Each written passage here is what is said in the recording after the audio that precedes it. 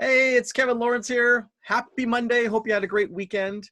It was beautiful where we are here in Canada, so that helps in these interesting times to have some nice sun. So, hey, before we get into this, if you have any tips, tricks, or resources that you find are valuable, whether it's in terms of work or self or life, please share them, and we'll include this as we go in this newsletter, which will probably turn into a podcast and other stuff as we get going. So some funny stuff. There's a quick thing you'll see on below. One of my teammates shared with me about mom being in a video conference, and it's got, mom's in a video conference for these hours, and for every possible question a kid could probably answer, there is they could ask. Sorry, there's a great answer. Being a parent, I can relate to some of those, and it's kind of a good fun kick. It's funny because on video conferences in the past week, we saw some pretty funny stuff. Some people are putting Post-it notes on doors, "Don't enter." Apparently people aren't reading. Kids wanting to come back and reclaim their bedrooms. Many people using their kids' rooms as a meeting place. So that was pretty funny. And yeah, it all works. We're all adapting.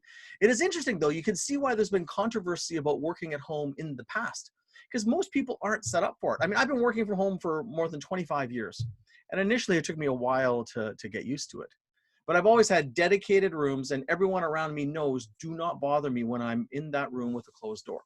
The key is having a closed door is one of the things. But for a lot of people, they're not set up for it. And that's why employers have had concerns about people working from home, because it sounds convenient, but it's not ideal. Although for some people, it's awesome. So a question for you to consider is, how could you improve your setup in your work from home scenario? I want to talk about, in terms of yourself, stress and stories. And one of the things to remember is, and this is chapter 15 in your oxygen mask first, but is that a lot of people get stressed out in times like this, but it's the story they tell themselves. And you always remember that there is almost another opposite, or a story that's the other side of the coin, in every single example. And so, for example, you could say that this is the worst time, or you could say it's the best time. You could say that it's going to be really hard on people, or it's going to create opportunities and advancement for people. And all of those things are true at any given time. Some people are having a tough time. Some people are having a great time. Some people are bored. Some people are going bonkers because they're so busy. So the thing to remember is that our minds, usually through thousands and thousands of interactions and conditioning in the past, by default chooses a story that it wants us to think. It's almost like a beast if you're not careful. So it'll go down the road it normally goes down. And sometimes our brains go low into the lower level thinking, or they go high, or they go left, or they go right. So anytime you're having thoughts about anything that's going on, usually it's because your brain has already made the choice for you of what direction it's going to think and what it's going to focus on. And as a result, you end up feeling something consistent with that. Yet sometimes you have a choice. You always have a choice to notice that there's a multiple different perspectives, and that I'm going to think about this instead. Now, I'm not saying to be blindly optimistic and Mr. or Miss Happy all the time, because that's not realistic. But as to know that you can look at the downside and the upside almost in the same second, and that both are true. And if you spend too much time on the downside, you're going to sink down and start to get sucked down in some pretty rough thinking and rough feeling, where there's also an upside. So it's basically honoring both sides of the coin at any given time, and be careful or wary of getting lost into what's bad, because good always comes out of everything if you expect it to. And I know with the weird stuff we're going through, an incredible amount of good will come out, and there is pain and challenge, and things are scary, or people are worried. I'm not discounting that, but there's also the other side of it. And the more your brain can be connected with also seeing what's good, the more it's good for your mental health and allowing yourself to feel better about things, and sharing more good thoughts with others.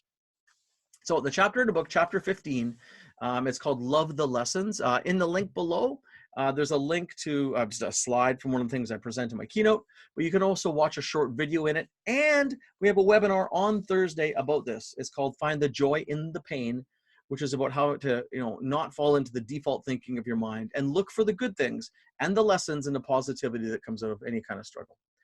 And then for yourself, one more thing for today. And it's a question I was talking with a colleague. It's like, so if you're running a country, what would you be doing to take really good care of yourself? And you can look at a scenario if you had a lot of time on your hands because everything was good, or you were bored, or if you had no time on your hands because you were full out trying to do things. But if you're running the country, and you had access to unlimited resources and everything else, what would you do to take spectacular care of yourself because you needed to serve the people that lived in your country, as an example? And then take those ideas that helps you think about those resilience rituals and what you need to do, because staying mentally, physically, and emotionally strong is the most important thing right now for everybody, the people who are leading and even those that are the on the front lines. So that's chapter 15 in my book, Resilience Rituals. Sorry, not chapter 15. That's chapter 3 in my book, Resilience Rituals. There's also a link there. You can watch a video about the overview of that section. And it's been in the podcast or the webinar that we did earlier or later in March on your oxygen mask first. We'll also put a link for that in there. So think about what you really got to do to take care of yourself so you stay strong, because this is not a sprint. This is a marathon. I wish you an awesome day, and we'll have some more thinking for you tomorrow. All the best.